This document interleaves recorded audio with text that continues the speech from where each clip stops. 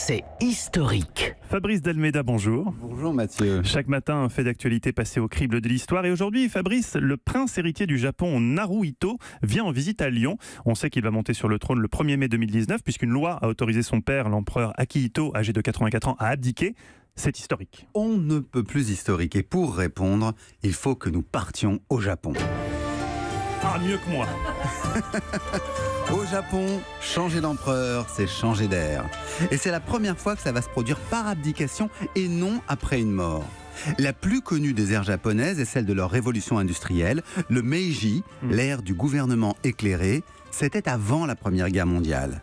Il y a eu aussi la plus longue, la Showa Jidai, la paix éclairée, sous le règne de l'empereur Hirohito, tenez-vous bien, entre 1926 et 1989. Et on quittera le 1er mai 2019 l'ère Heisei, l'accomplissement de la paix, avec l'accession de Naruhito au trône.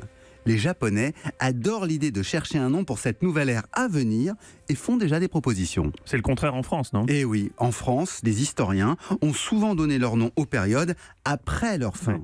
L'ère chrétienne, par exemple, s'est seulement imposée au VIe siècle de notre ère, quand un moine, Denis le Petit, a eu l'idée de faire coïncider la naissance du Christ avec les calendriers par règne des empereurs romains qui servaient jusque-là. Il a fondé notre ère. Plus près de nous, à la fin de la guerre de 14-18, on parlait de la guerre mondiale, la grande guerre, la der des der.